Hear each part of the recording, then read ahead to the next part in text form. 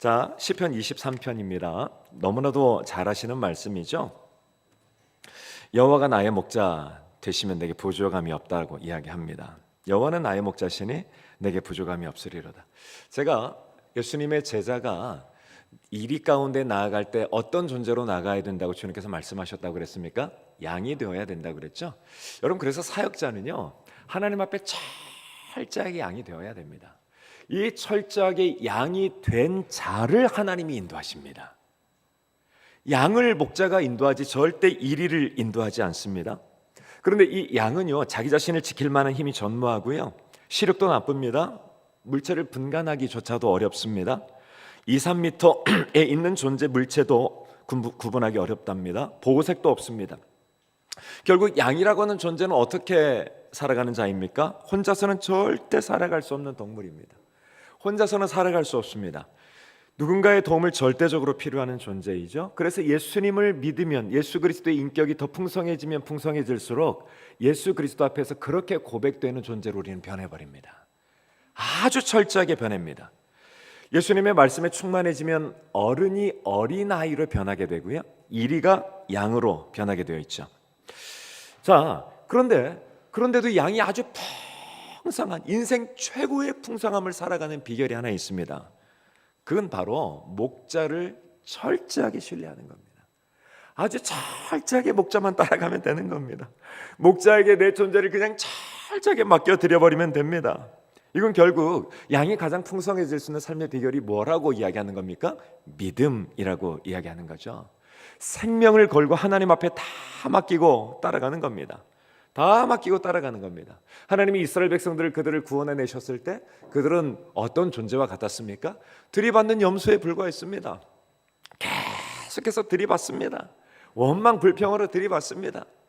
저도 지금 사역 초기를 기억해 보면, 제가 처음 사역을 시작할 때 그때 정말 무슨 양입니까? 기질과 불평과 우리 목사님 저게 못마땅해, 우리 참 이게 못마땅해, 이 교회를 망하게 하는 건 전부 다 이분들이야. 제가 말하지 않겠지만 이분들이야. 교회는 이분들이 죽어야 살아나. 계속 이러고 있었어요. 너무 부끄러운 거예요, 거기 자체가. 합신을 망하게 하는 것은 이것이야, 합신을 살리는 건 이것인데 왜 이 교수님들이 이걸 모를까? 사실 전도사 때도 저 그런 얘기 했어요. 교수님 정말 죄송합니다. 이게 저의 존재였습니다. 존재. 그런데요, 이곳에서 하나님 말씀 들으면서 변해가기 시작하는데요, 다 빠져나가는 거예요. 그 모든 게 다 빠져나가는 거예요. 그래서 이스라엘 백성들이 40년 동안 그 광야 가운데 그들이 하나님과 동거동락하면서 아주 철저하게 하나님 한 분께만 완전히 의탁하는 존재로, 하나님 한 분께만 완전히 의탁했을 때 가장 풍성한 존재가 되고 가장 능력 있는 존재가 됨을 그들이 배운 거예요. 여러분, 그런데 가나안 땅에 들어갔는데요, 그렇게 그 능력으로, 그 존재가 되어서 가나안 땅에 하나님의 능력으로 가장 풍성하게 들어왔는데, 가나안 땅에 들어와 보니까 이게 하나님만을 의지하는 것 자체가 불안해지기 또 시작하는 겁니다. 가나안 땅에 들어와 보니까 세상 모든 사람들이 농사 짓는 기술을 완벽하게 다 쥐고 있는 겁니다. 가나안 땅에 들어와 보니까요, 열왕에 정말 그 휘황찬란한 것들이 막 눈에 들어오기 시작합니다. 결국 이스라엘 백성들이 가나안 땅에 들어가서 어떻게 시작합니까? 이제 하나님 앞에 자기 자신을 철저하게 맡기는 양이 되기보다 내 힘과 방법으로 세상과 타협하여서 세상의 모든 힘을 아웃소싱하여서 내가 그 세상 속에서 어깨동무하여 내가 승승장구하고 싶은 마음으로 돌변해버린 거예요. 이게 비참해지는 비결이었다라는 거죠. 이 세상 많은 사람들은 자신의 풍성함의 근원을 세상에서 가져오려고 합니다. 풍성함의 근원을 돈에서 가져오려고 하고요, 그러다 보니까 지금 LH 사태 같은 일이 벌어지는 겁니다. 그것만 있으면 내가 풍성할 거라고 착각합니다. 전혀 아닙니다. 이건 우리를 풍성하게 만드는 게 아닙니다. 제가 오늘 이게 예배 가운데 첫 시작할 때 앞에 나오신 우리 전사님이 광고해 주실 때, 이런 분위기, 축제의 분위기, 시상의 분위기, 이런 분위기 속에서 말씀 전하는 것 자체가 굉장히 안 되겠다, 이렇게 끝나는 파장 분위기 속에서는 빨리 나가서 축구하며 놀아야 되지 않을까, 이런 마음이 막 들어왔습니다. 그런데 갑자기 전사님이 딱 올라오셔서 찬양하자고 말씀하는데 그 찬양 가운데서 또 회개가 터져 나왔어요. 주여 저를 좀 불쌍히 여겨달라고. 여러분 축구하고 여러분 뭘 마셔야 됩니까? 뭘 마셔야 됩니까? 물을 마셔야 되죠. 물. 여러분 지금 이렇게 가슴 뛰는 것을 보시면서 어떻게 저곳에 뛰어나가질 않으십니까? 황금 잔디가 펼쳐져 있는 저곳을 왜 놀리고 계십니까? 저희 때는 화목제를 날마다 드렸습니다. 화요일 축구, 목요일 축구. 그 축구장은 이 산 너머 저쪽에 있는 지금 그 아주 황무지 같은 그곳이 저희들의 축구장이었거든요. 끝나고 나면 거기서 물 마시고 이 산 넘어서 이렇게 오는데요. 얼마나 행복했는지 몰라요. 여러분 그런데 축구가 끝나고 나서 정말 무식한 분들이 콜라를 마시는 분들이 계셔요. 콜라를 벌컥벌컥 마십니다. 여러분 그런데요, 그 콜라는요 갈증을 해결하는 게 아니고요 더 갈증을 유발합니다. 더 마시고 싶어합니다. 계속 허덕입니다. 계속 허덕입니다. 여러분 이 세상에 돈의 풍성함이 있다고 생각하는 것은요 풍성함을 가져오는 게 아니라 갈증을 더 가져옵니다. 더 갈증을 계속 유발합니다. 이 세상에 내가 어떤 포지션을 가지고 있는 게 나를 풍성하게 하는 걸까요? 내가 빨리 어디 청빙 받아가지고 어디 담임 목사가 되면 내가 좀 풍성해질까요? 죄송한데요, 갈증입니다. 갈증. 그것으로 내가 풍성해지는 게 절대 아닙니다. 절대 아닙니다. 하나님께만 전적으로 나를 맡기고 그 하나님이 나의 목자 되시기 시작할 때 내 안에 풍성함이 막 넘쳐나더라는 거죠.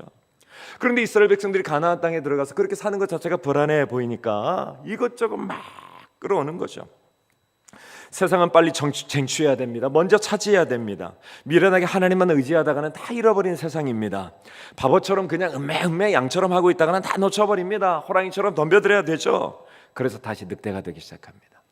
다시 늑대가 됩니다. 막 공격합니다. 나의 것으로 찾아오려고 합니다. 발톱이 나옵니다. 물도 나옵니다.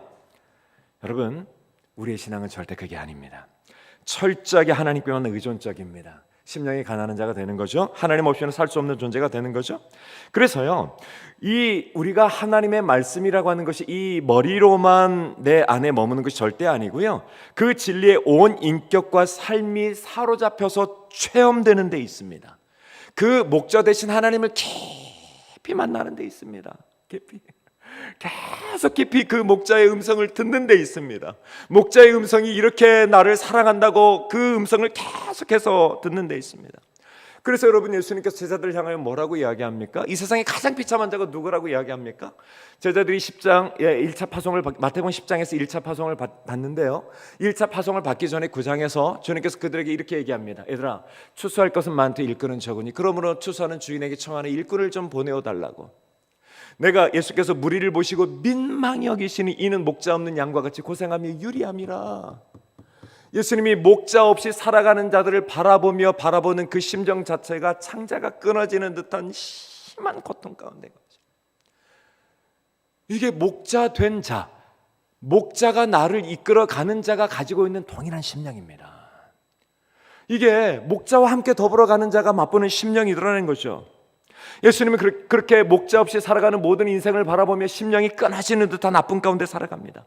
제자가 가져야 될 그 삶의 모습 자체가 목적, 삶의 방향과 스타일, 그리고 예수님의 마음이라고 그랬습니다. 예수님의 마음은 바로 이렇게 목자 없이 살아가는 자들을 향하여 참 끊어지는 듯한 아픔입니다. 진짜 끊어지는 듯한 아픔을 내가 가져야 됩니다. 저희 동기 중에 한 목사님 계십니다. 사이판에 선교하고 계시는 분이신데요. 이분 참 너무나도 귀한 분입니다. 제가 그곳에 같이 섬기려고 저희 교회 팀들을 이끌고 몇 번 찾아간 적이 있어요. 근데 저와 같이 깊은 교제를 나눕니다. 이 목사 이리 와봐. 이 목사 이리 와봐. 왜 그러냐고. 이곳에 토니 목사님이라고 하는 분이 계시는데 이분이 어떤 분인 줄 알아? 글쎄 나는 참 정말 하나님 앞에 이 영혼이 나도 좀 그렇게 사랑이 많다고 생각했는데 내가 이분을 보면서 충격을 받았다고. 아니 도대체 왜 그러시냐고. 이분이 사이판에 와가지고 공중전화에 가셔가지고 그 전화번호부 책 있잖아요. 그거 한 부를 어떻게 얻어봤다는 거예요. 그거를 보면서 계속 눈물을 흘리면서 기도를 한다는 거예요. 그곳을 향해서 그 전화번호부 책을 붙잡고 그렇게 눈물을 흘리며 기도한다라는 거예요. 눈물을 흘리면서. 그 예수 그리스도의 심정을 갖는 것 자체가 얼마나 축복인지 몰라요. 내 앞에서 목 잡는 양처럼 고생하며 유리하는 자들을 바라보며 이 심정을 내가 느끼지 않는 내 심정이 나에게 없다. 여러분 우리 목자 되신 예수 그리스도 앞에 더 가까이 가서 그분의 인도를 받아야만 됩니다. 이 세상에서 가장 불행한 사람은 하나님을 필요로 하지 않는 사람이죠.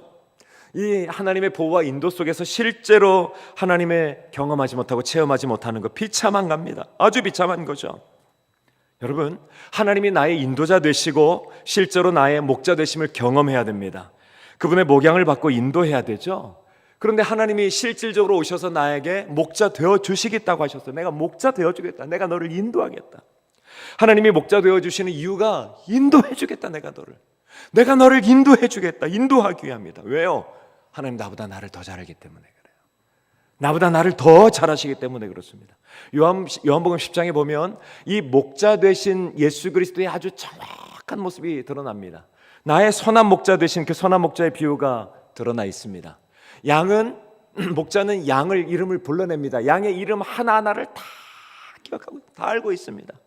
그리고 양 한 마리의 상태를 정확하게 알고 있습니다. 아주 정확하게 알고 있습니다. 여러분, 누가복음 12장 6절에 참새 5마리가 두 아사리온에 팔리는 것이 아니냐. 그러나 하나님 앞에는 그 하나도 잊어버리시는 바 되지 아니하도다. 너희에게는 심지어 머리털까지도 다 세신 바 되었나니 두려워하지 말라. 너희는 참새보다 더 귀하다. 여러분, 두 아사리온에 5마리 참새가 팔렸습니다. 한 아사리온은 16분의 1 데나리온입니다. 사실은 정말 이 참새 값이 정말 아무것도 아님을 이야기합니다. 헐값이라는 거죠. 얼마나 참새가 헐값이면 두 아사리온 주면 한 마리 더 끼워주는 그런 참새였습니다. 그런데 그렇게 정말 헐값에 팔리는 참새라 할지라도 그 모든 것들이 하나님의 잊어버리시는 바 되지 않는 존재라는 거죠. 그것조차도 하나님이 허락하시지 않으면 일어나지 않는 거라는 거죠. 여러분, 그런데 하나님은 우리에 대해서 어떻게 하신다는 거죠? 나도 모르는 내 머리털 숫자를 다 알고 계신대요. 나도 모르는 내 존재를 하나님이 다 알고 계시다라는 거죠. 나를. 그래서요, 하나님께서는 우리를 나보다 더 잘 알고 있는 그 하나님 나를 계속 인도하셔서 가장 풍성한 곳으로 데려가시려고 나의 목자 되어 주시겠다라는 거죠. 여러분, 그 목자 되신 하나님을 우리를 어떻게 인도합니까? 예수님이 앞서가신다고 이야기합니다. 앞서간다라고 하는 것은 절대 뒤에서 막 때리면서 야 이놈 새끼야 저리 가 이리 가 하지 않는다는 거죠. 인격적 사랑으로, 인격적 감화를 통해서, 인격적으로 그의 자발적 순종을 통해서, 음성을 들려주면 자발적 반응과 따름을 통해서 그렇게 인도하겠다라는 거죠. 절대 몰아가지 않습니다. 획일적이지 않습니다. 나쁜 목자들은 막 회몰아갑니다. 염소나 소 말을 사용하는 방법입니다. 왜요? 여러분, 이들은 리더가 아닙니다. 이들은 보스입니다. 가끔 목회 현장에서 보면 마치 이분이 정말 리더일까 싶은 생각이 막 들어요. 막 거기에서 막 휘몰아쳐 갑니다. 여러분, 하나님께서 원하시는 것은요, 인격적 감화를 통한 이끔입니다. 이게 예수 그리스도가 우리를 인도하시는 방법입니다. 그래서 하나님께서 이렇게 인도하시는 그 방법을 통해서 우리에게 원하시는 건 뭡니까? 절대 기계적인 복종이 아니에요. 기계적인 복종이 아닙니다. 신앙 안에서 인격적인 승복과 결단입니다. 그런 인격적 승복과 실존적인 결단을 통해서 하나님을 계속 따르기를 원합니다. 계속 하나님을 따라가기를 원합니다. 저희 교회에서는 뭐 전도 대회 이런 거요, 막 억지로 막 이거 써서 내라고 절대 하지 않습니다.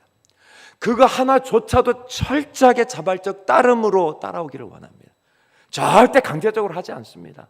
계속 앞에서 하나님이 이걸 원하신다고, 하나님이 이렇게 찾으시는 사람을 원하고, 양을 이렇게 주께서 찾고 계시고 우리도 그런 마음으로 찾기를 원한다라고 하나님의 말씀을 들려줍니다. 그리고 인격적 반응에 따라서 살아오기를 원합니다. 인격적 반응으로. 그런데 그 말씀에 순복하여 결단하는 인격적 그 결단의 사람들이 막 일어납니다. 불처럼 일어납니다.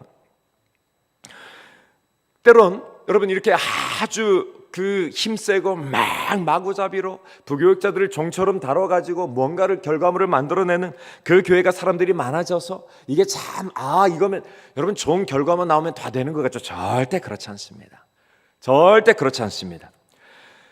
이렇게 인도하는 하나님, 우리는 능력이 없고 무관심하고 우유부단하고 생각할 수 있습니다. 절대 그렇지 않아요. 그래서 하나님이 우리를 인도하는 그 인도를 잘 따라가려면요, 하나님의 말씀을 깊이 깨닫는 겁니다. 느끼고 즐기고 심지어 헌신하는 것조차도요, 신앙의 결정적 요소가 아닐 수 있습니다. 그리스도께 인격적 승복이 되지 않고는 얼마든지 승복이 되지 않은 차로 내가 열심히 할 수 있습니다. 내가 그리스도께 인격적 승복을 하지 않으면서 자발적 헌신을 안 하면서도 얼마든지 헌신할 수 있습니다. 이게 목표에 대한 헌신과 또 그리고 하나님에 대한 헌신과 이게 같은 모양이지만 사실은 같은 것은 아닙니다. 절대 같은 것이 아닙니다. 신앙의 모든 행위가 이렇습니다. 그래서 인격적 승복과 따름으로 말미암아 그 하나님을 따라가는 것이 아니면요, 무언가 행하고 나서 내가 드러나야 되고요, 무언가 행하고 나서요 이 급부를 발해야 되고요, 무언가 행하고 나서요 내가 받는 처우에 대해서 왜 이것밖에 안 되라고 생각할 수 있다는 거죠. 이게 예수 그리스도가 우리를 인도하는 방법입니다. 인도하는 방법. 할렐루야. 인도하는 방법입니다. 계속 하나님 앞에 인격적 결단을 해야 됩니다. 인격적 결단. 선한 목자는 결국 이렇게 그들을 인도하고 나서 어떻게 합니까? 그들이 온전케 되기 위하여서 양들을 위하여 목숨을 버립니다. 거짓 목자는 어떻습니까? 이렇게 내 목숨까지도 내어줘서 그들이 살아나는 것이 목적이 아니라 양들을 이용하여 나의 유익을 취하고자 하는 게 거짓 목자입니다. 사람을 이용하여서 내 무언가를 만들어내려고 하는 것 자체가 거짓 목자입니다. 여러분, 목회 현장에서 이런 일이 비일비재하게 일어납니다. 비일비재하게. 정말 비일비재하게 일어납니다. 비일비재하게. 선한 목자는 양들을 위하여 목숨을 버립니다. 여러분, 그때 당시 실제로 자기 양을 치는 목동이 있었고요, 그리고 양의 이 칠 수 있는 권한을 위임받아서 이 돈을 받으면서 아르바이트처럼 해가지고 이렇게 키워주는 목자가 있었대요. 차이가 있습니다. 이게 나의 양이라고 생각하면 여러분, 사자 이리가 물려오면 어떻습니까? 다윗이 어떻게 했다고 합니까? 쫓아가가지고 막 끝까지 쫓아가가지고 그 입에서 양을 건져왔대잖아요. 그래서 여러분, 저는 다윗의 옷을 한번 벗겨보면 좋았을 것 같았어요. 여러분, 다윗의 옷을 한번 벗겨보면요, 아마 이 사자의 상처와 아마 이게 가득할 겁니다. 여러분, 거짓 목자의 옷을 벗겨보면 뭐가 있을까요? 여기 임금왕자만 써 있습니다. 양들 알아서 먹으라고 계속 운동하는 거죠. 헬스하고요. 야, 내가 이번 여름에 우리 청년들 수련회 갈 때 짠 하고 나의 존재를 드러내고야 말리라. 여러분, 예수 그리스도의 선한 목자의 몸에 무엇이 있습니까? 예수 그리스도의 선한 목자 그 몸에 무엇이 있습니까? 우리를 위해 찔리신 못자국이 있습니다. 우리를 위해 찔리신 흉터가 있습니다. 우리를 위하여 찔리신 가시면류관의 못자국이 있습니다. 여러분, 이 목자의 사랑, 이 목자의 따라감, 이 목자의 인격적 감화에 따라서 우리에게 양들을 위하여 어떤 흔적이 남아 있습니까? 우리에게 어떤 흔적이 있습니까? 그들을 살려내기 위해서 어떠한 흔적이 내 몸에 남아 있습니까? 바울 사도가 해산하는 수고를 마다하지 않겠다라고 갈라디아서 말씀했던 것처럼 이 갈라디아 교인들이 말씀으로 돌아섰다가 다시 율법적으로 돌아가는 것에 대해서 바울이 얼마나 가슴 아프면서 아무리 너희들이 그렇게 한다 할지라도 나는 해산하는 수고를 또 하고 또 하겠다. 여러분, 고린도 교회에서는 또 어떻게 얘기합니까? 그들이 우상에 바쳐진 제물로 말미암아서 혹여라도 시험에 들어서 정말 하나님을 따라오지 않을까 봐서 내가 먹는 고기 때문에 혹시라도 이런 일이 벌어질까 봐 나는 평생 고기를 먹지 않겠다. 여러분, 우리의 인격적 결단, 이 목자 되신 예수 그리스도를 따라가면요, 나를 위해서 목양을 하질 않습니다. 내 신앙 자체가 철저하게 나에게 맡겨준 양들을 위해서 내 모든 걸 다 맞춥니다. 거기에다가 다 포기합니다. 전부 다 포기합니다. 뭐든지 다 포기합니다. 다 맞춥니다. 내 생명까지도 다 내어줍니다. 그들이 살아나는 게 목자의 이유이기 때문에 그래. 이게 바로 인도하는 자의 이유이기 때문에 그렇습니다. 이거 자체가. 이들을 통해서 나의 무언가를 얻어내려고 한다고요? 어떻게 그럴 수 있습니까? 하나님은 우리를 그렇게 인도하시고 그리고 그런 인도자 되기를 원하시는 거죠. 사랑하는 여러분, 선한 목자이신 예수 그리스도의 작은 목자 되시기를 축원합니다. 진심으로 축원합니다. 진심으로 축원합니다. 여기에 하나님의 능력의 비밀이 있습니다. 잠언서 이렇게 이야기합니다. 너는 마음을 다하여 여호와를 신뢰하고 내 명철을 의지하지 말라. 너는 범사의 그를 인정하라. 그리하면 내 길을 지도해 주시겠다. 범사에 인정하라. 범사에 내 길을 인도하고 내가 지도해 주겠다. 내 명철 얄팍한 그 계산, 얄팍한 처세술 이런 거 의지하지 말아라. 어린아이가 되고 양이 되라. 어른 되고 늑대 되지 말아라. 여러분, 하나님이 우리를 인도하는 방법을 아주 많이 하실 겁니다. 뭐 크게 말씀으로 인도하고 기도로 인도하고 상황과 환경을 통해서 인도하고 다 아마 많이 들으셨을 겁니다. 그런데 이 부분 조금 다시 한번 복습한다 생각하시고, 여러분, 하나님 우리의 걸음을 말씀으로 인도하시죠. 저는 결혼할 때 한번 이런 적이 있었습니다. 제가 전주 교대에서 학생들을 가르칠 때 그 교수님이 저를 참 이뻐해 주셨어요. 여자 교수님이신데요. 그리고 자기 방에 초대하셔서 커피도 타주시고 자기 뭐 연구실도 내어주시고 또 교실도 내어주시고 모임하라고 막 그렇게 배려해 주셨던 분이 계셨어요. 근데 그분이 저를 보고 전사님 너무 좋다고. 그럼 나이가 많으신 분입니다. 그분과 제가 썸이 있는 게 아니고요. 전사님 너무 좋다고. 제가 제 제자 한 명을 소개시켜주고 싶은데 어떠냐고. 그 자매 피아노 치는 자매고 지금 어디 뭐 강의하고 있고 그리고 너무 예쁜데 땡큐죠. 그런데 그 교수님이 얘기했답니다. 그런데 이분에게 돌아온 피드백은 자기는 사역자는 죽어도 싫다고. 괜찮다고. 노 프로블럼이라고. 다시 사역을 하기 시작했어요. 그러다가 한 2, 3년 지나고 난 다음에 제가 신대원을 들어왔습니다. 1학년 딱 됐는데 저희 동기 중에 그 희년 선교회 하시는 선배님이 그 형이 계셔요. 이 형이 한 몇 달 지나 진호야. 너 너무 괜찮다. 저 어디 가면 이런 소리 왜 듣는지 모르겠어. 진호야, 너 너무 괜찮다. 너 너무 괜찮다, 진호야. 너 내가 내 사촌을 좀 소개시켜주고 싶은데 괜찮니? 형님 괜찮다고. 그런데요, 이 형님이 말씀하시는데 근데 그 자매가 피아니스트다? 피아노 쳐. 그리고 얼마나 예쁜지 모르고 지금 어디에서 강의하고 있어.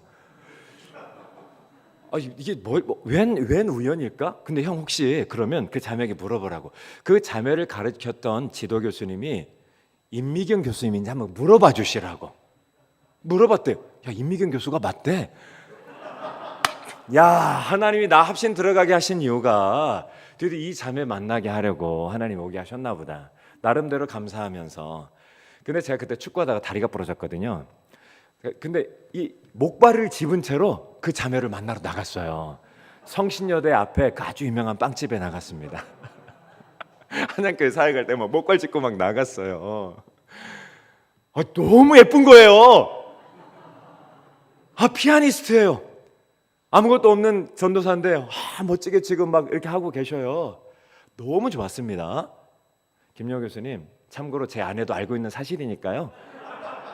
너무 좋았어요. 두 번째 만났더니 너무 좋은 거예요. 근데 그때부터 이제 알아가야 되잖아요. 과연 이분이 내가 기도했던 자매인가. 그래서 어떤 배우자상을 원하는지 한번 여쭤봤어요. 자기의 배우자상은 자기의 아빠와 같은 사람이래요. 아빠가 어떤 분이냐고요? 아빠는요, 회사 끝나면 집 끝나면 회사 끝나면 집, 일생 동안 그렇게만 사신 분이에요. 저도 그런 남편 지금 찾고 있어요. 원합니다. 근데 그 순간 제가 어떻게 밤에 10시 이전에 집을 들어갈 수 있습니까? 코사스 하면 일주일간을 밖에 나가 있어야 되는데 어떻게 집을 갑니까? 집에 와서 정말 고민했어요. 다음에 세 번째 영화 보자고 만나기로 약속을 했는데 나갈 수가 없는 거예요. 너무 감정은 좋고 너무 좋은데 갈 수가 없는 거예요. 결국은 거기서 멈췄습니다. 거기서 멈추고 하나님께서 인도하심이 아닌가 보구나. 그리고 다시 말씀을 계속 하여간 보면서 기도하면서 있었어요. 근데 말씀 보다가 제 마음 가운데 확 들어온 말씀이 어떤 말씀이었냐면요, 사사기 말씀 가운데, 여러분 사사기가 이제 점령하며 나아가는 본문이잖아요. 근데 갈렙이 자기에게 분배된 땅 기랴세벨을 점령하려고 하는데, 이 땅을 점령하기 위해서 자기가 좀 이제 늙었으니까 함께 할 사람을 찾고 있었는데 온니엘이라고 하는 자가 나와가지고 같이 도와줘 승리했거든요. 그래서 이 갈렙이 무엇을 전리품으로 내걸었습니까? 왜? 자기 딸 악사를 내줬잖아요. 그럼 절대 악사 다이렉트 보험이 아니고요. 이 악사라고 하는 것은 여러분 복사뼈 장식이라고 하는 아주 아름다운, 정말 이 춤추는 댄서가 막 그 발 모양이 예쁜 것처럼 선망의 여인이었던 거예요. 선망의 여인인 이 온니엘이 그 하나님의 일을 위해서 막 젊은 날 헌신하고 하니까 갈렙이 자기 딸 악사로 내어줘 버린 거예요. 그때 마음에 확신이 확 저에게 왔습니다. 야, 나는 주께서 이렇게 결혼하게 하겠구나. 내가 정말 주의 복음을 위하여 열심히 헌신하면, 특히 담임 목사님 앞에서 열심히 헌신하면 담임 목사님이 나에게 뭔가 해주시겠구나. 이 마음이 막 들어온 거예요. 진짜였어요. 진짜. 절대 뻥 아니었어요. 그래도 그냥 열심히 그렇게 헌신했어요. 근데 저희 교회 담임 목사님 딸이 이렇게 와 오셨어요. 그래가지고 결혼을 하게 됐어요. 근데 이제 우리 담임 목사님께 제가 교제를 허락받으려고 인사를 드리러 갔거든요. 목사님, 제가 목사님의 둘째 딸 은지 자매를 사랑합니다. 교제를 좀 허락해 주실 수 있습니까? 이 인사를 하러 갔어요. 목사님 아주 유명한 말씀 하셨어요. 전도사님, 결혼하면 절대 빼도 박도 못하니까 다시 한번 생각해 보시라고. 제 딸은 절대 사목감이 아닌 걸 내가 안다고. 다시 한번 정말 생각해 보시라고. 제가요 얼마나 감사했는지 몰라요. 허락한다라고 하는 표현을 이렇게 우화적으로 표현해 주셨는데요. 그런데 여러분, 악사가 그렇게 온니엘과 결혼하고 나서 그냥 간 게 아니었잖아요. 아버지의 무엇 받아갔습니까? 윗셈과 아랫셈 받아갔잖아요. 하나님 분명히 이 본문을 나에게 이렇게 통해서 결혼하게 하시겠다고 그랬는데 하나님 윗셈은 어디 있습니까? 하나님 윗셈 주셔야죠. 윗셈. 알고 보니 저 몰랐어요. 아내가 간호사였는데요.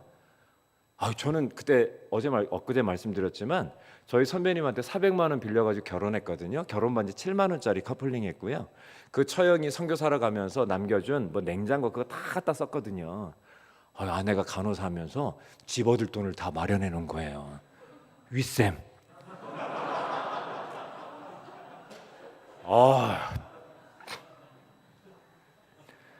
여러분, 하나님은 말씀으로 인도하십니다.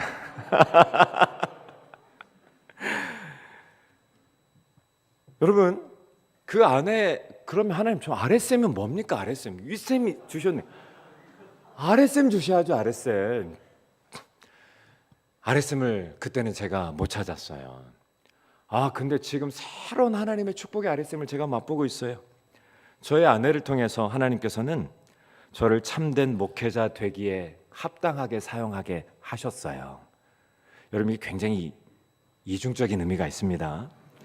저를 오로지 주님께만 붙들려 살기에 능력 있게 아내를 통해서 역사하시더라고요. 이중적 의미가 있다고 제가 말씀을 드렸습니다. 그 이름 은지, 이게 바로 아랫셈이었어요. 아내를 통해서 저가 정말 참된 목회자 되도록 하나님이 거기서 샘이 솟아나도록 하시는 거예요. 제가 목회를 감당하는데 어떠한 어려움이 없도록 얼마나 모든 것을 다 지지해주고 책임져 주는지를 몰라요. 때로는 내가 기도하도록 역할도 조금 하셨어요. 시편 119편 105절에 주의 말씀은 내 발의 등이요 내 길이 빛입니다. 말씀이 내 걸음을 비추십니다. 어디를 밟아야 할지, 여러분, 세상의 지혜는 성경에서 말한 지혜와 다릅니다. 세상의 지혜는 서세술에 불과합니다. 여러분, 하나님의 지혜는요, 하나님의 말씀을 내 삶 가운데 적용하여 살아갈 수 있도록 하는 게 지혜예요. 계속해서 하나님의 말씀으로 내가 어떻게 살아갈지를 계속 밝혀줍니다. 이게 하나님의 지혜입니다. 내 삶이 하나님의 말씀 되게 하는 거죠. 이게 얼마나 큰 하나님의 지혜이며 인도인 줄을 몰라요. 여러분, 그래서 계속 하나님의 말씀을 묵상하고 말씀을 가슴에 담고 말씀을 또 품고 말씀을 따라가면요, 하나님이 저처럼 이렇게 구체적으로 인도하실 수도 있지만 마음 가운데에서 말씀의 선명한 뜻이 드러나요. 그리고 그 말씀을 따라가는 것 자체가 어떠한 두려움이 없도록 막 힘을 주셔요. 아멘. 목회 현장에도 똑같은 일이 벌어집니다. 똑같은 일이. 여러분, 기도를 통해 말씀하시는 거 잘 아실 겁니다. 사도 바울이 이렇게 얘기합니다. 사도행전에서 후에 내가 예루살렘으로 돌아와서 성전에서 기도할 때에 황홀한 중에 봄에 주께서 내게 말씀하시되 예루살렘에 나가라. 여러분, 기도 가운데 하나님이 자꾸 나에게 강권하실 때가 있습니다. 기도 가운데 인도하십니다. 기도 가운데 인도하십니다. 저 캠퍼스 사회 갈 때 그렇게 힘들고 어려울 때 공격할 때 그렇게 하나님 앞에 기도할 때 진호야 너 고등학교 4학년 대상으로 소그룹 체포를 하면 되잖아. 이거 마음 가운데 확신을 주시는 거예요. 기도 가운데에서 지혜가 막 떠오르게 하는 겁니다. 기도 가운데에서 코로나 가운데 어떻게 청년들에게 진심을 담을까 막 기도하는데요. 너의 수고와 헌신을 담아버렴. 그 남크리스찬 청년들에게 너의 수고와 헌신과 진심을 한번 담아보렴. 이 마음이 막 들어오는 거예요. 이게 쇼가 아닙니다. 쇼가 아니고요. 그것에 진심을 담아보는 거죠. 여러분 기도 가운데 직통계시 말씀하시는 분들이 계십니다. 제가 직통계시 하나님 지금 나에게 말씀하셨어요. 하나님 이렇게 말씀하십니다. 저희 교회 성도분 중에 한 분이 그런 분이 계셨어요. 그리고 또 제가 알고 있는 아주 참 이렇게 잘 동역하는 분 중에 한 분이 또 그런 분이 계셨어요. 여러분 이분은 천상계에서 노시는 분입니다. 천상계에서 놀아요. 이것이 없는 목회자는 자기보다 하수입니다. 하수. 그런데 그 동역했던 그 목사님은 우리를 그렇게 하수로 얘기하셔요. 하수로 얘기하시는데 그런데 늘 우리는 하나님 말씀 따라가야 된다고 얘기합니다. 그분이 강의 가운데 얘기하는 우리는 예수 그리스도를 믿는 자는 섬김과 나눔과 봉사고 모든 거 다 이렇게 해야 된다고 이야기합니다. 그런데 이분이 이렇게 강의가 끝나면서 우리가 혹시 이렇게 여쭤봤어요. 목사님, 이 강의하실 때 썼던 우리 그 동영상 자료 우리가 조금 써도 되냐고. 근데 내가 기도해봤는데 하나님 그거 쓰지 말라고 말씀하신다고. 여러분 지금 뭘 느끼세요? 지금 뭔가 모순이 있는 것 같지 않습니까? 하나님의 보편적인 뜻은 뭡니까? 내가 가진 모든 거 다 나누는 거잖아요. 나로 말미암아 주변에 있는 모든 이들이 나보다 더 탁월한 리더 되게 하는 게 하나님의 분명한 뜻 아닙니까? 여러분 아닙니까? 저 숭실대학교에서요, 전주대학교 채플, 우리 숭실대 그 찬미 선생님 가셨다고 그랬잖아요. 숭실대학교에서 이 소그룹 채플 와가지고요, 제가 10년간 모든 모은 자료 그대로 다 드렸습니다. 제가 원드라이브 모아놓은 자료 그냥 링크 그냥 다 드려가, 원하는 거 다 가져가고 숭실대 이름만 바꿔서 다 쓰시라고. 그리고 혹이라도 이해가 안 되면 연락만 주면 제가 다 찾아가 설명드리겠다고 하나도 아낌없어요. 그곳이 하나님의 나라가 되도록 쓰임받는 게 얼마나 영광스럽습니까? 자기가 썼던 동영상 하나 쓰면 안 된다고 하나님 나에게 말씀하셨다는 거예요. 자기는 천상에서 노는 거예요. 천상에서. 여러분 이 하나님의 직통계시 쫓아가다가요 얼마나 비참하게 망하는지 몰라요. 여러분 하나님이 우리에게 완벽한 계시를 주셨습니다. 완벽한 계시를 주셨어요. 완벽한 계시. 얼마나 완벽한지 모릅니다. 심지어 이런 분들 계셔요. 이 믿지 않는 자와 멍에를 같이 하지 말라고 했는데 저에게 찾아와서 말씀하시, 제가 기도해봤는데요, 하나님께 자꾸 저기 안 믿는 청년하고 기도하라고 말씀하시는 것 같다고. 제가 보편적 뜻을 보여줍니다. 저기 하나님 뭐라고 말했냐. 여러분 우리의 기도 가운데 하나님이 분명히 말씀하십니다. 인도하십니다. 그러나 그 기도 가운데 말씀하시는 말씀이 어디에 합당해야 됩니까? 하나님 말씀에 합당해야 돼요. 여러분 상황과 환경을 통해 인도하시는 거 잘 하실 겁니다. 코로나 상황 가운데 주님이 인도하실 줄 믿습니다. 제가 이렇게 뭐 코사사 프로젝트 또 이런 거 전부 다 사실 이 상황과 환경 속에서 하나님이 인도하시는 방법 따라가는 겁니다. 지금 오늘날에는요 이 온라인이 사역의 도구로 활성화되지 않으면 살아남을 수 없는 세대가 되어버렸어요. 유튜브를 통해서 엄청난 복음의 장이 세계 끝까지 열려버렸습니다. 신천지가 이 유튜브를 사용하는데 한국교회 전체적으로 지금 상위 랭크 5위에 해당됩니다. 5위에 해당됩니다. 그리고 신천지 줌을 통해서 얼마나 열심히 사역하는지 몰라요? 진짜 열심히 사역합니다. 너무나도 탁월하게 사역합니다. 월화목금 저보다 더 열심히 합니다. 더. 여러분 이 상황 가운데 우리 고난을 통해 주께서 또 인도하십니다. 고난 당하는 것이 내게 유익이라. 이로 말미암아 내가 주의 율례를 배우게 되었도다. 내 상황을 통해 주께서 말씀하십니다. 자, 이거 보편적으로 다 알고 있는 말씀들이에요. 그런데 제가 여기서 핵심적으로 드리려고 이 말씀을 좀 먼저 드렸어요. 뭐냐면요, 이렇게 모든 과정 가운데 하나님의 인도를 받기 위해서 선제적으로 절대적인 조건이 하나 있습니다. 이게 뭐냐면요, 내 영적인 상태가 날마다 민감하게 살아 있어야 됩니다. 민감하게 살아 있어야 돼요. 우리가 아무리 적진에 떨어져 있더라 하더라도 이 본부와 무선 교신만 되면 살아남을 수 있거든요. 승리합니다. 아무리 사망의 음침한 골짜기 가운데 있다 하더라도 이 본부와 무선 교신만 되면 하나님의 인도를 능히 받을 수 있습니다. 영적인 상태가 너무 좋아야 돼. 아주 클리어해야 됩니다. 하나님의 관계가 아주 친밀해야 됩니다. 여러분, 시편 54편 다윗의 시입니다. 저희 큐티집을 가져왔어요. 매일 성경. 여기 보시면 저희는 매일 성경 이번에는 이제 만화책처럼 만들어졌습니다. 저희 집사님 두 분이 이렇게 막 댄스 추는 모습으로 나와 있고요. 시편 54편 다윗의 마스길, 제가 살짝 말씀드렸는데요.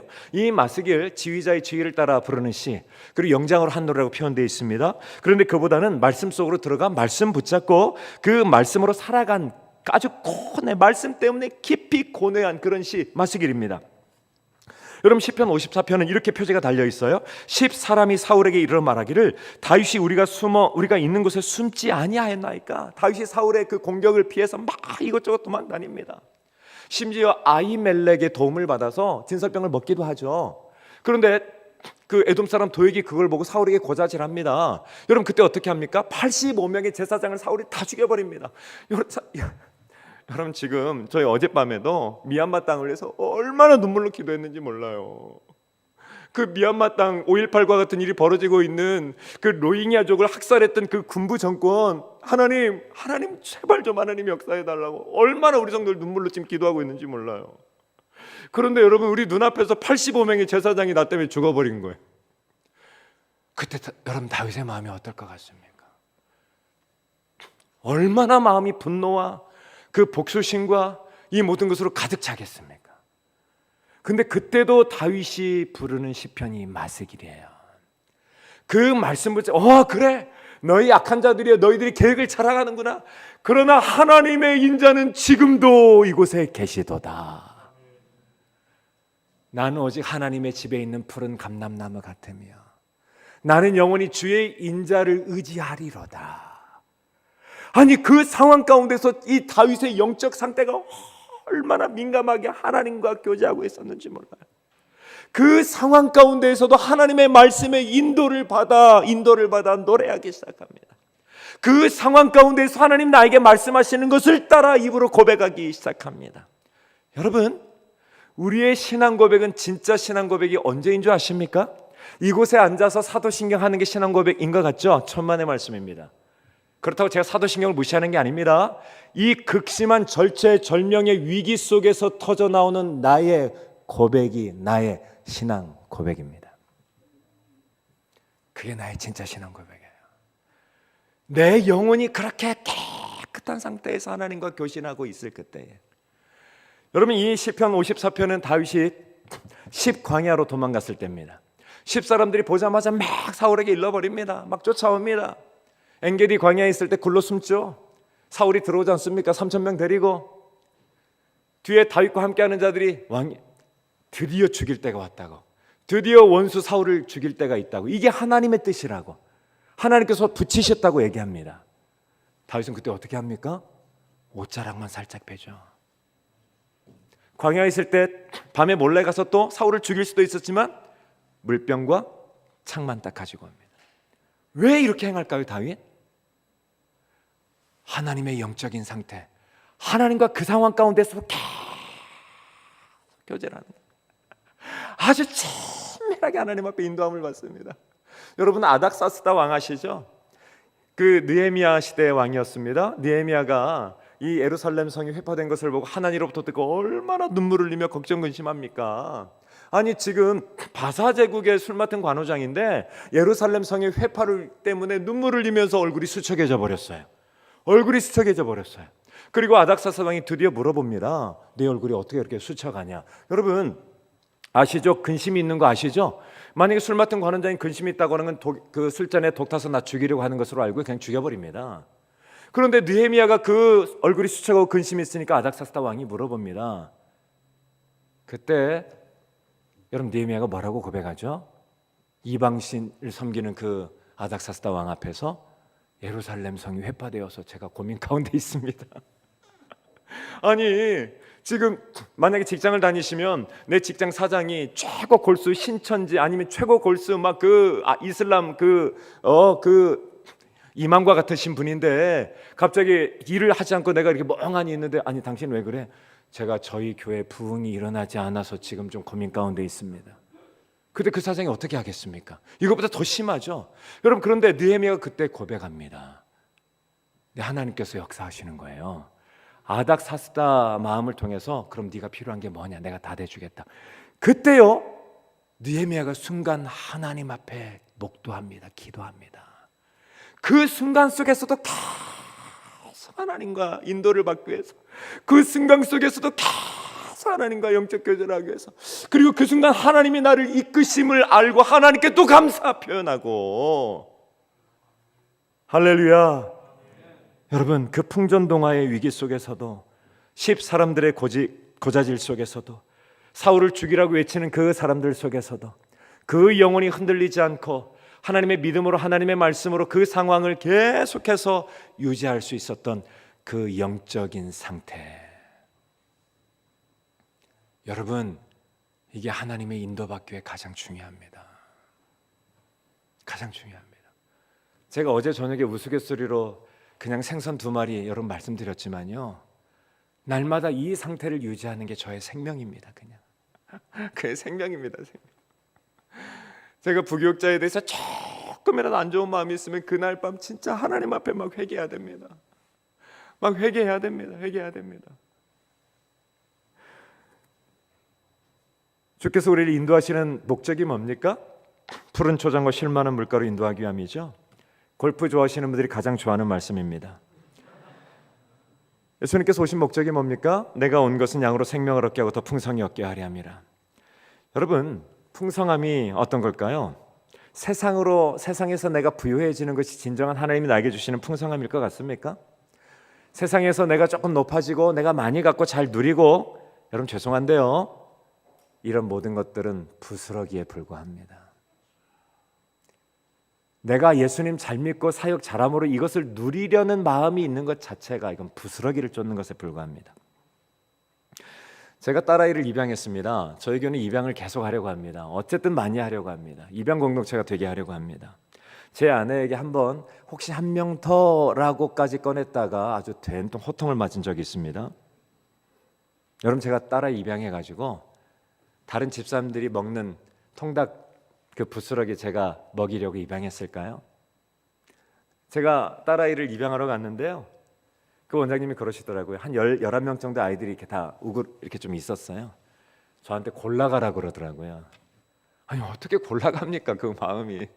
그래서 원장님, 제가 아무것도 안 볼 테니까 그냥 가장 어린애 주십시오. 진짜 가장 어린애 주십시오. 저 문간 옆에 얼굴도 보이지 않고 엎드려 있는 애예요.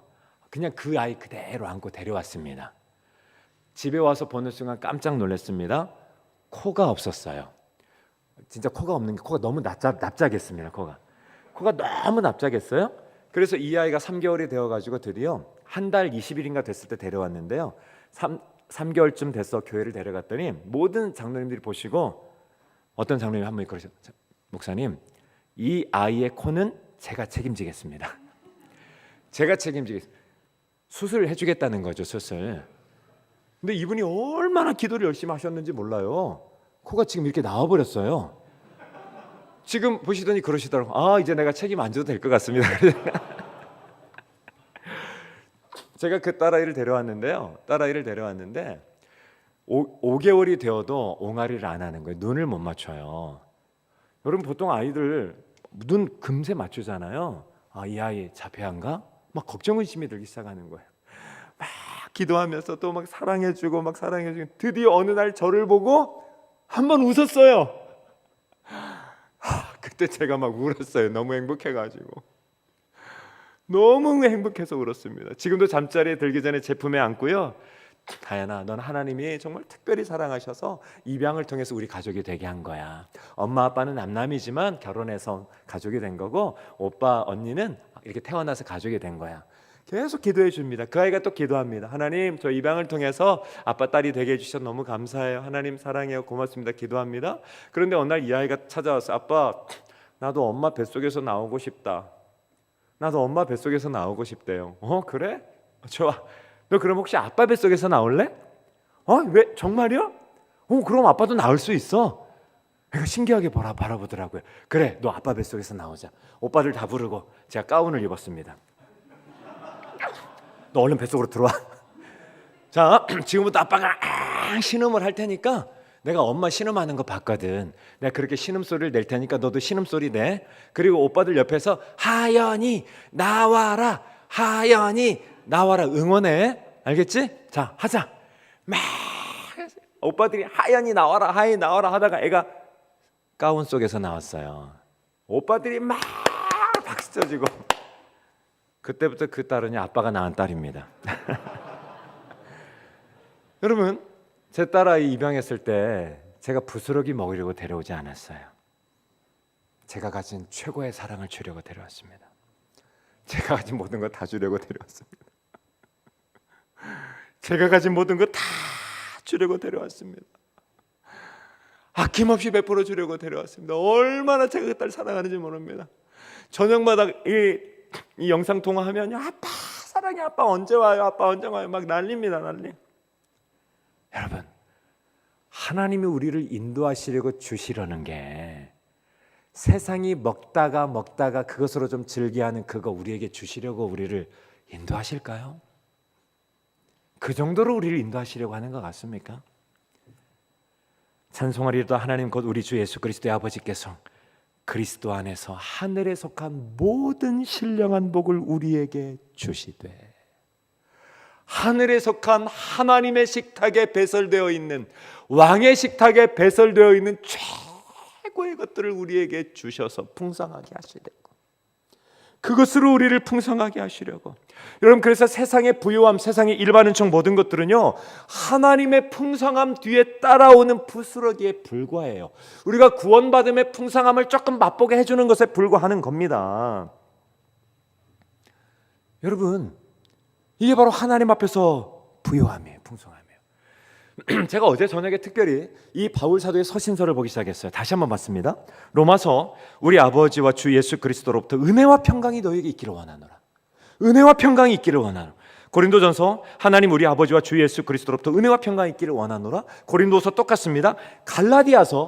갈라디아서를 바울이 쓸 때 조금 마음에 죄책감이 있었던 것 같아요. 너무 컨트롤 C 컨트롤 V 하는 것 같았던 생각이 드는 것 같아요. 그래서 고린도후서와 딱 한마디, 하나님 우리 아버지를 우리 하나님 아버지로만 바꿔서 얘기합니다. 바울이 인사할 때마다 하는 게 뭡니까? 하나님과 우리 주 예수 그리스도로부터 오는 그 풍성함을 누려라. 그 예수 그리스도로부터 오는 은혜와 평강이 너에게 풍성함의 근원이다. 그게 풍성함의 근원이다. 그게 풍성함의 근원이다. 그게 풍성함의 근원이다. 여러분, 우리가 십자가 예수 그리스도 안으로 깊이 들어가기만 하면 풍성함이 약속되어 있습니다. 아멘. 그 은혜가 계속 폭포처럼 부어 차오릅니다. 그냥 얼마나 풍성한지 모릅니다. 하나님의 사랑이 부어지고요. 여러분, 그래서 에베소 3장 2절을 보면 우리가 그 안에서 그를 믿음으로 말미암아 담대함과 확신을 가지고 하나님께 나아간다. 담대함과 확신을 가지고 나아간다라고 하는 것은요, 이제 하나님 앞에 나아감에 있어서 어떠한 걸림돌이 없는 고속도로가 난 것을 이야기합니다. 더 이상 휘장이 필요 없는 시대가 되었음을 이야기하고요, 확신을 가지고 나아간다라고 하는 것은요, 내가 하나님 앞에 나아가서 이런 풍성함을 구하기만 하면 하나님이 다 주시겠다라는 거예요. 할렐루야. 다 주시겠다라는 겁니다. 다 주시겠다라는 거예요. 이게 하나님이 우리를 인도하시는 목적이라는 거예요. 목적. 왜 그거 구하지 않냐는 거죠. 왜 지금 문제 해결 하나 때문에 거기에 빠져가지고 있냐. 왜 지금 그렇게 세상의 그 얄팍한 부스러기 붙잡고 몸부림치며 살려고 하냐 이거죠. 사랑하는 여러분, 이 풍성함을 날마다 누리셔야 됩니다. 날마다 누리시길 주 여러분으로 축원합니다. 내 영혼을 소생시키십니다. 이거 제가 건너뛰겠습니다. 이 부분만 해도 지금 죄송해요. 여러분, 우리 영혼이 살아가는 것, 영적 침체가 다양하게 찾아오거든요. 내 상황 때문에 오기도 하고요, 내 습관적인 죄 때문에 오기도 하고요, 또 그 다음에 너무나도 사역에 지쳐가지고 번아웃 될 때 또 찾아오기도 하고요. 다양한 이유로 옵니다. 그러나 이 영적 침체를 극복하는 방법은 딱 하나입니다. 하나님 앞에 관계입니다. 하나님 앞에 관계. 그 문제가 해결되어서 내 영적 침체가 해결되는 게 절대 아닙니다. 하나님과 뜨거운 관계 속에서, 그래서 내 영혼을 소생시켜 주시는 분이 하나님이라는 거예요. 하나님. 이거를 놓치면 절대 안 되고요. 그래서 하나님에 대한 인식 수준을 넓히셔야 되고요. 여러분, 마지막으로 사망의 음침한 골짜기입니다. 하나님이 우리를 인도하시는데 정말 사망의 음침한 골짜기로 데려갈 때가 반드시 있습니다. 말씀 따라 갔는데 그곳이 사망의 골짜기일 때가 있습니다. 누구의 도움 없이도 내가 혼자, 내가 이 세상 의지하는 것 모든 거 아무것도 도움이 되지 않는 그 사망의 음침한 골짜기, 하나님이 데려가십니다. 하나님이 데려가십니다. 하나님이 아무것도 필요하지 않는, 이 세상 지금까지 내가 붙잡았던 거 아무 도움도 되지 않는 그 사망의 음침한 골짜기. 저희 교회 집사님 한 분 계십니다. 이분 기고만장하셨던 분이에요. 암이 걸렸어요. 암 수술하러 들어가면 그 들어가기 직전에 제가 손잡고 기도해줬어요. 눈물을 팍. 수술 끝나고 나와서 또 기도했는데요, 이 사망의 음침한 골짜기를 통해서 하나님의 빛나는 보석이 되어버린 거예요. 하나님의 빛나는 보석으로 변해버렸습니다. 하나님의 빛나는 보석으로. 여러분, 주님께서 마가복음에 제자들에게 이야기합니다. 우리 배 타고 건너가자. 그리고 건너가자고 해놓고 자기는 자버렸어요. 우리가 그 이해할 때 주님도 인성이 있으셔서 피곤하다고 이야기하는데요, 여러분, 이거 연출입니다. 예수님의 연출입니다. 제자들 지금 훈련시키려고 하는 거죠. 광풍이 불죠. 물이 들어옵니다. 제자들이 난리가 났어요. 우리 죽게 된 것을 어떻게 돌보지 않고 잠만 잡니까? 아니, 내가 지금 죽게 됐는데 하나님 어떻게 지금 문제 해결하자고 그러고 있습니까? 지금 상황이 벌어진 거죠. 주님이 일어나셨죠. 이렇게 얘기합니다. 어찌하여 이렇게 무서워하느냐? 어찌 믿음이 없느냐? 여러분, 그 사망의 음침한 골짜기와 비슷한 환난과 그 상황 속에서 주님이 그들에게 무엇을 키워내십니까? 하나님께만 전적으로 의지하는 믿음을 키워냅니다. 이 세상에 내가 조금이라도 의지하고 붙잡았던 모든 그 딱지 붙어있던 딱지들, 여러분, 소가 이렇게 어디든지 막 누워 있거든요. 그러다 보니까 자기가 똥 싼 곳에도 누워가지고 걸어가다 보면 여기 막 이 딱지 붙어 있습니다. 그런데요, 몰라요. 모르고 막 이 자기 똥 붙이고 막 갑니다. 그런데요, 거기에 엄청나게 무거워 막 뛰고 하다가 이게 막 떨어져 나가기 시작합니다. 여러분, 이 사망의 음침한 골짜기 주께서 인도하시면서 내 눈에 보이지 않았던, 그러나 하나님의 눈에 보였던 그 더러운 딱지들이 나가기 시작합니다. 교만의 딱지가 떨어져 나가기 시작하고요, 나의 죄성의 딱지가 떨어져 나가기 시작하고요, 뿐만 아니라 내가 삶에 의지했던 그 모든 딱지들이 다 떨어져 나갑니다. 놀랍게 순결해지는 시간이죠. 다윗 역시 마찬가지입니다. 이 마스기를 보기만 하면요, 이 다윗이 이런 상황 속에서도 마지막으로 그의 기도는 하나님을 향하여 내가 낙헌제를 드리리이다. 내가 서원을 드리리이다. 낙헌제 서원, 제가 말씀드렸습니다. 이 사망의 음침한 골짜기 속에서도 이 하나님의 은혜와 영광을 맛보고 내가 더 깊이 헌신하겠습니다. 할렐루야. 이게 바로 하나님의 인도하심이더라는 거죠. 여러분, 주께서 우리를 목전에서 상을 베풀어 주실 겁니다. 기름으로 내 머리에 바르실 겁니다. 그것뿐만 아닙니다. 내 평생의 선하심과 인자심이 정령이 나를 따를 겁니다. 성도의 견인이죠. 한번 책임진 자, 주께서 반드시 마지막까지 영원롭게 될 때까지 우리를 끝까지 책임지십니다. 주님 절대 포기하지 않으십니다. 절대 포기하지 않으십니다. 하나님의 선하심과 인자하심이 날마다 나와 함께 하십니다. 그래서 우리가 하나님을 신뢰할 때 절대 잊지 않아야 될 거예요. 하나님은 지금도 선하시고 영원히 선하시다. 이스라엘 백성들이 하나님의 인자와 자비는 영원 무궁하도다라고 찬양했던 것처럼 하나님은 선하시다라고 날마다 외쳐야 됩니다. 그런데 그 하나님의 선하심이 지금 이 순간 내가 원하는 것, 그것이 해결되지 않는다 하더라도 하나님은 선하시다. 그리고 내가 원하는 방법으로 내 시기에 하나님이 일하시지 않는다 하더라도 하나님은 나를 위해서 열심히 사랑을 베풀고 계시다. 이걸 날마다 내가 주장하는 거예요. 날마다 주장하는 겁니다. 여러분, 시편 23편 어떤 목사님의 예화를 들어보니까요, 자기 아마 어머니가 자기 초등학교 다닐 때 콩을 한 주면 줬대요. 이쪽 손에다 포주머니에 넣어가지고 너 콩 한 주먹 한 알이 이쪽으로 다 옮겨질 때까지 시편 23편 계속 암송하고 와야 돼. 이거 하나 옮기면 암송 한 번 하면 한 번, 그래서 너 학교 갔다 올 때까지 이 주머니가 이쪽으로 채워지지 않으면 넌 진짜 혼날 거야. 하나님이 얼마나 우리를 인도하기를 원하시는지.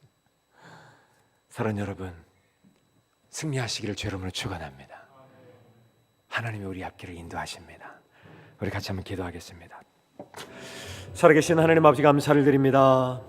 하나님, 우리 사랑하는 믿음의 동역자님들과 함께 하나님 말씀을 나누고 교제하며 서로 은혜를 누리게 하시니 주님 감사를 드립니다. 하나님, 이 천국과 같은 이곳 축복하여 주시옵소서. 하나님, 이곳에서 하나님의 놀라운 은혜와 축복이 늘 충만하여 하나님의 거룩한 불의 사도들이 아버지 하나님 만들어지게 하여 주시옵소서.